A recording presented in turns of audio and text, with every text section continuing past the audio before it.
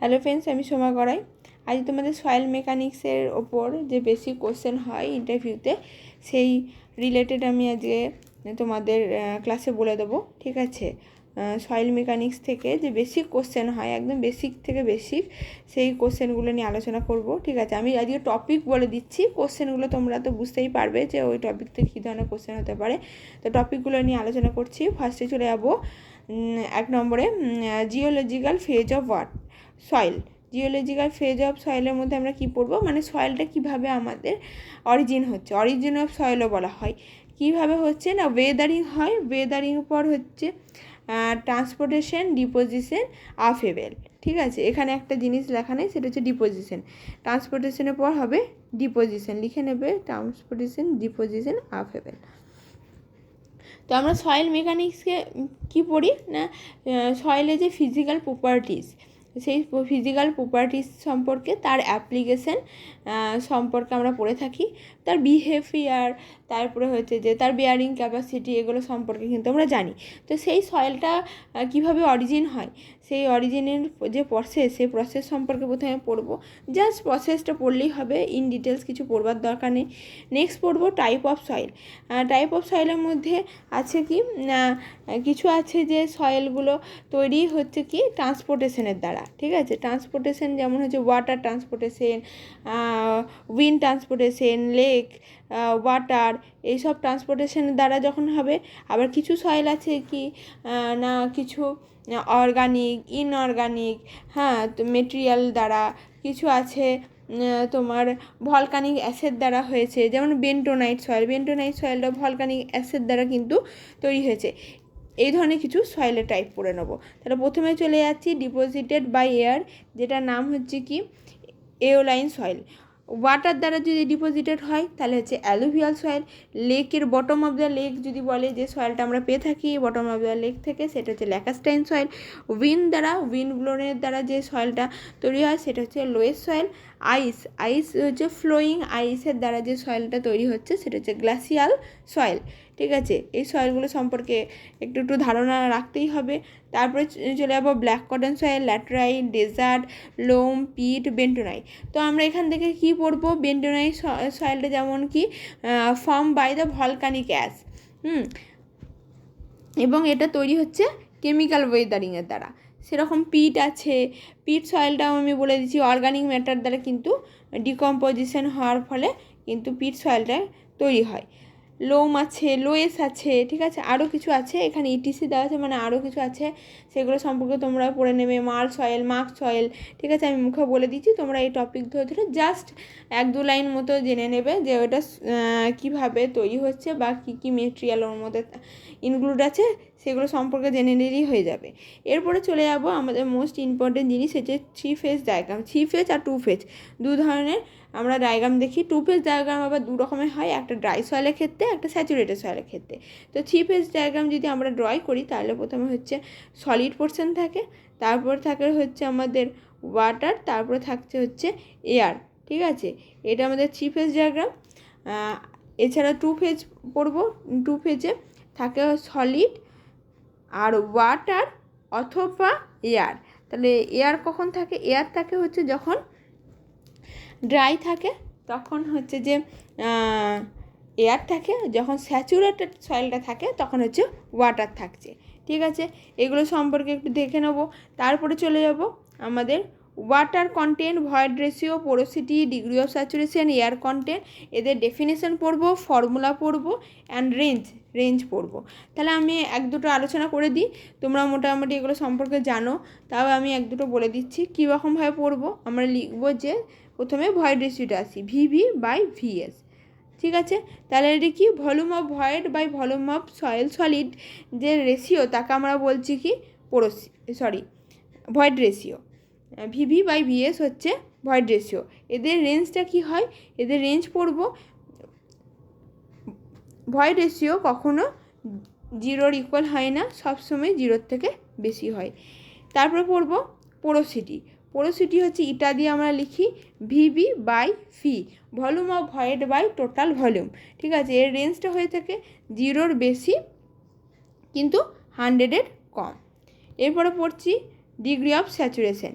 VW by VV into 100, ঠিক আছে। এর রেঞ্জটা হয় 0 থেকে বেশি অর ইকুয়াল অথবা 100-এর ইকুয়াল অথবা 100-এর কম, ঠিক আছে। এভাবে রেঞ্জটা দেখে নেবো। Degree of saturation, water content small w দিয়ে আমরা লিখি WW by WS, weight of water by weight of soil solid, ঠিক আছে, ইন্টু 100 দিয়ে আমরা লিখে থাকি, সবসময় পার্সেন্টেজে লেখা থাকে। এটা রেঞ্জটা হয়ে থাকে 100-এর ইকুয়াল অথবা 100-এর বেশি। সরি, ওটা ভুল লিখলাম, ওটা হবে 0-র বেশি অর ইকুয়াল। এরপরে এয়ার কন্টেন্ট আছে, এয়ার কন্টেন্ট এসি হচ্ছে যে VA বাই VV, আর একটা আছে ইটা একে লিখি কি percentage air void VA by V into 100, সব কিন্তু 100 দিয়ে মাল্টিপ্লাই হবে। তো এগুলো পড়বো। তারপরে দেখো আমি 8 নম্বরের টপিক লিখে নিচ্ছি, important relationship between water content, void ratio, porosity, degree of saturation, air content, সবগুলো কিন্তু হবে, ঠিক আছে। এদের যে এই রিলেশনটা কিন্তু আমাদেরকে করে নিতে হবে। আমি 1-2 রিলেশন তোমাদেরকে বলে দিচ্ছি। তার আগে আমরা ইউনিট ওয়েট আর ডেনসিটিটা পড়ে নিই। ইউনিট ওয়েট আর ডেনসিটি আমাদেরকে পড়তে হবে। ডেনসিটি আমরা জানি যে কি define as the mass of the soil per unit volume, M/V হচ্ছে আমাদের ডেনসিটি ডিনোট করি। আর যদি ইউনিট ওয়েট হচ্ছে কত, ওয়েট বাই ভলিউমকে আমরা ইউনিট ওয়েট লিখি, যেটাকে আমরা গামা দিয়ে লিখে থাকি, ঠিক আছে। এর মধ্যে কি আছে, স্যাচুরেটেড মানে যখন স্যাচুরেটেড অবস্থায় থাকবে সয়েলটা, স্যাচুরেটেড, ড্রাই, বাল্ক, সাব, এই কটা কিন্তু সাব মানে সাবমার্জ, যে এগুলো সম্পর্কে পড়তে হবে। তো আমি এখানে বলে দিচ্ছি যে স্যাচুরেটেড মানে হচ্ছে যেটার মধ্যে ওয়াটার দ্বারা প্রত্যেক পোর মানে সয়েলের মধ্যে যে পোরগুলো আছে সেই পোরগুলো ওয়াটার দ্বারা রিপ্লেস হয়ে যাবে। আর ড্রাই মানে পুরোপুরি এয়ার থাকবে, সেখানে কোনো ওয়াটার থাকবে না। সাবমার্জ মানে যদি আমি 1 মুঠো সয়েল নিই, সয়েলটা যদি আমি অনেকটা পরিমাণে জলে যদি আমি ডুবিয়ে দিই, তাহলে সেটাই হচ্ছে সাবমার্জ। পুরোপুরি কিন্তু ওয়াটার দিয়ে স্যাচুরেটেড থাকছে, প্লাস এক্সট্রা ওয়াটারের মধ্যে কিন্তু ডুবে থাকছে, ঠিক আছে, তাকে বলছে সাবমার্জ। তো এগুলো সম্পর্কে জানা হয়ে গেল। এরপরে রিলেটিভ ডেনসিটি পড়বো। রিলেটিভ ডেনসিটি যেটাকে আমরা বলি আইডি, ঠিক আছে, আইডি দ্বারা আমরা ডিনোট করি ই ম্যাক্স মাইনাস ই বা ই ম্যাক্স মাইনাস ই মিন, এটাকে বলা হয় কি আইডি, রিলেটিভ ডেনসিটি, ঠিক আছে। এটা খুব ইম্পর্টেন্ট, এটার যে রেঞ্জ আছে সেই রেঞ্জটাও তো কিন্তু তোমাদেরকে পড়ে নিতে হবে। হ্যাঁ, তো এখানে ই ম্যাক্স মানে কি, আমাদের যেটা লুজেস্ট স্টেটে আমাদের যে ভয়েড রেশিও তাকে বলছে ই ম্যাক্স, ঠিক আছে। আর ই মিন মানে কি, ই মিন মানে হচ্ছে যেটা আমাদের ডেন্স স্টেটে যে ভয়েড রেশিও তাকে বলবো কি ই মিন, আর ন্যাচারাল ভয়েড রেশিওকে বলবো অনলি ই, যেটা আমাদের ওপরে আছে। দেখো ই ম্যাক্স মাইনাস ই যেটা আছে সেটা হচ্ছে ন্যাচারাল যে স্টেট, সেই ন্যাচারাল স্টেটে যখন আমাদের ভয়েড রেশিও পাবো সেটা হচ্ছে ই। তো এর যে রেঞ্জ বা ক্লাসিফিকেশনটা জানবে, 0 to 15 হচ্ছে ভেরি লুজ, 15 to 35 হচ্ছে কি লুজ, তারপরে 35 টু কি হচ্ছে 35 to 65 মিডিয়াম, তারপরে হচ্ছে 65 to 85 ডেন্স, তারপরে হচ্ছে 85 to 100, এটা হচ্ছে কি ভেরি ডেন্স, ঠিক আছে। এই যে রেঞ্জ, এই রেঞ্জটা পড়বো, ঠিক আছে। এরপরে আমি চলে যাচ্ছি এদের যে রিলেশনশিপ, ঠিক আছে, আগে যেটা বললাম ভয়েড রেশিও, তারপর হচ্ছে এয়ার কন্টেন্ট, এদের যে রিলেশনশিপ, এসি সমান একটা আছে 1 - S, ঠিক আছে, এ একটা রিলেশন আছে। তারপরে একটা আছে তোমাদের যদি গামা ডি, হ্যাঁ, ড্রাই ডেন্সিটি যদি বার করতে হয় তাহলে গামা বাই 1+W, ঠিক আছে। তারপরে হচ্ছে যে একটা স্যাচুরেশনের ক্ষেত্রে আছে একটা গামার যদি আমরা মান বার করতে যাই G+ES gamma W by 1+E। এরপরে এখানে আমি জিটা বলিনি, জিটা কি, জিটা হচ্ছে স্পেসিফিক গ্র্যাভিটি, যেটার ফর্মুলাটা কি, gamma S by gamma W, gamma S by gamma W, unit weight of solid to the unit weight of water. ঠিক আছে, সলিডের ইউনিট ওয়েট বাই আমাদের ওয়াটারের ইউনিট ওয়েট, এর যে রেশিও তাকে বলে হচ্ছে আমাদের স্পেসিফিক গ্র্যাভিটি। তো এগুলো হলো রিলেশনগুলো তোমরা দেখবে।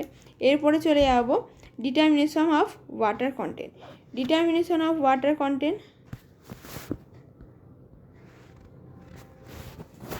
ডিটারমিনেশন অফ ওয়াটার কন্টেন্ট আমরা যদি বলি, তো এটা রিলেটেড আমাদের কিন্তু ক্লাস অলরেডি করাই আছে। ঠিক আছে, এটা রিলেটেড কিন্তু ক্লাস আমাদের করাই আছে। তো আমি এগুলো সমস্ত বলে দিয়েছি, determination of water content, unit wait, ঠিক আছে, তারপরে লিকুইডিটি ইন্ডেক্স, প্লাস্টিসিটি, সমস্ত কিন্তু টেস্ট সয়েলের করাই আছে। তোমরা যারা নতুন তারা তাদের জন্য আমি বলে দিচ্ছি, আমি ডেসক্রিপশানে লিঙ্ক দিয়ে রাখবো। হ্যাঁ, তো সেই লিঙ্ক থেকে তোমরা ওই টেস্টগুলো আরেকবার দেখে নেবে যারা দেখোনি, আর যারা দেখেছো তারা একবার রিভাইজ করে নেবে। ঠিক আছে, তো কী কী মেথড হয় ওয়াটার কন্টেন্টে, oven drying method, pycnometer method, sand bath, torsion balance method, মানে যেগুলো ইম্পর্টেন্ট সেই কিন্তু টেস্টগুলো বলে দেওয়া আছে। সমস্ত টেস্ট বলে দেওয়া নেই, এই কারণে যে অতটা ইম্পর্টেন্ট নয় বা আমরা করে থাকি না, সেই জন্যে সব টেস্ট বলা নেই। এখানে টেস্টগুলোর নাম প্রত্যেকটাই বলা আছে, তোমরা পড়ে নিতে পারো। কিন্তু যেগুলো আমাদের ইম্পর্টেন্ট টেস্ট, যেমন হচ্ছে oven drying method, pycnometer method, sand bath method, এগুলো কিন্তু আমাদের বলা আছে ক্লাসে। ঠিক আছে, তারপরে আছে ময়েশ্চার মিটার, তারপরে calcium carbide method, alcohol method, radiation method. আর ডিটারমিনেশন ইউনিট ওয়েটের মধ্যে হচ্ছে core cutter, sand replacement, water replacement method, water balloon method, radiation method, এই মেথডগুলোর মধ্যে যেগুলো ইম্পর্টেন্ট সেগুলো কিন্তু বলা আছে। এরপরে চলে যাব classification of soil, sheep analysis. Course sheep কোথা থেকে হয়, চারটে হচ্ছে, 4 নোজ হচ্ছে যে 80 mm, 20 mm, 10 mm, 4.75 mm। Fine সিপের মধ্যে 7টা পড়ছে, 2 mm, 1 mm, তারপরে হচ্ছে যে 600 মাইক্রন, এমআই মানে মাইক্রন লেখা আছে। তারপরে আছে 425 মাইক্রন, 212 মাইক্রন, 150 মাইক্রন আর 75 মাইক্রন। এগুলো আমাদের 7 নোজ অফ ফাইন সিপ আছে, সেইগুলো সম্পর্কে দেখে নেব। সিপ অ্যানালাইসিসের মধ্যে grain size distribution curve, grain size distribution curve থেকে আমরা যেটা পেয়ে থাকি যে ফাইন গ্রেডের সয়েলে গ্রাফ, ওয়েল গ্রেডের সয়েল, গ্যাপ গ্রেড, ঠিক আছে, ইউনিফর্মলি গ্রেডেড, কোর্স গ্রেডেড, এগুলো সম্পর্কে জেনে নেব। এরপরে চলে আসবো সিইউ। সিইউ মানে কি, ইউনিফর্মিটি কোপিসেন্ট, মানে D60/D10, সেটা হচ্ছে সিইউ। তো D60 কি, D60 মানে হচ্ছে 60% ফাইনার আর 40% কোর্সার। ঠিক আছে, আর D10 মানে হচ্ছে 10% ফাইনার, 90% কোর্সার। ঠিক আছে, এরপরে বলছে কোএফিসিয়েন্ট অফ কার্ভেচার মানে সিসি, D30²/D10 ইন্টু D60। ঠিক আছে, এটা হচ্ছে সিসি। এছাড়াও এখান থেকে আমরা well graded, poorly graded, gap graded সম্পর্কে জেনে নেবো। যে কার্ভ আছে, কার্ভ থেকে পড়ে নেবো। ঠিক আছে, ওয়েল গ্রেডেড কীরকম হয়, পোরলি গ্রেডেড কীরকম হয়, গ্যাপ গ্রেডেড কীরকম হয়, ঠিক আছে, এগুলো সম্পর্কে জেনে নেবো। সেডিমেন্টেশন অ্যানালাইসিস পড়তে হবে। সেডিমেন্টেশন অ্যানালাইসিসের মধ্যে আমরা কি পড়ব, লিমিটেশন অফ সেডিমেন্টেশন অ্যানালাইসিস, তারপরে স্টোকস ল সম্পর্কে পড়ে নেবো। দুটো মেথডে হয়, সেটা হচ্ছে যে pipette method, hydrometer method. Pipette মেথডের কী কী লাগে আমাদের, হ্যাঁ, কী কী লাগে, 7 গ্রাম সোডিয়াম কার্বনেট আর 33 গ্রাম সোডিয়াম মেটাফসফেট আর 1 লিটার ডিস্টিল ওয়াটার দিয়ে করা হয়। হাইড্রোমিটার মেথডে কারেকশন করা হয়, দেখো এখানে লেখা আছে হাইড্রোমিটার মেথডে। এই যে এটা এখানটা হয়তো বুঝতে পারছো না, আমি বলে দিচ্ছি। এখানে আমাদের যে কারেকশান, সেই কারেকশানগুলো হচ্ছে কী কী, মেনিসকাস কারেকশান, অলওয়েজ পজিটিভ, তারপরে হচ্ছে যে টেম্পারেচার কারেকশান, পজিটিভ নেগেটিভ দুটোই হয়, আর ডিসপার্সিং এজেন্ট হচ্ছে নেগেটিভ। এই যে কারেকশান হচ্ছে হাইড্রোমিটার মেথডে, বা হাইড্রোমিটার অ্যানালাইসিস, সেখানে যে কারেকশানগুলো, সেই কারেকশানগুলো একটু সম্পর্কে জেনে নেবো, কোনটা পজিটিভ কোনটা নেগেটিভ হয়। নেক্সট চলে যাবো কনসিস্টেন্সি লিমিট আর গ্রাফ ডায়াগ্রাম, মানে এখানে পড়ে নেব যে গ্রাফটা আছে আমাদের কনসিস্টেন্সি লিমিটে। প্রথমে হচ্ছে সলিড, তারপর হচ্ছে সেমি সলিড, ঠিক আছে, তারপরটা হচ্ছে প্লাস্টিক, পি লিখছি, এটা সেমি সলিড, এস লিখছি, এটা সলিড, এস লিখলাম, তারপরটা হচ্ছে কি আমাদের লিকুইড, ঠিক আছে। এইদিকে আমাদের কি থাকে, ভলিউমটা থাকে, আর এইদিকে থাকছে আমাদের কি পার্সেন্টেজ অফ ওয়াটার কন্টেন্ট, ঠিক আছে। কোনটা কি স্টেজ, কোনটাকে কি লিমিট বলে, লিকুইড লিমিট, প্লাস্টিক লিমিট, ঠিক আছে। এদের যে ফর্মুলা পরেই আছে, solid state, semi solid, plastic state, liquid state, shrinkage limit, plastic limit, liquid limit. তো আমরা এগুলো একটু বলে নিই। প্লাস্টিক লিমিট মানে কি,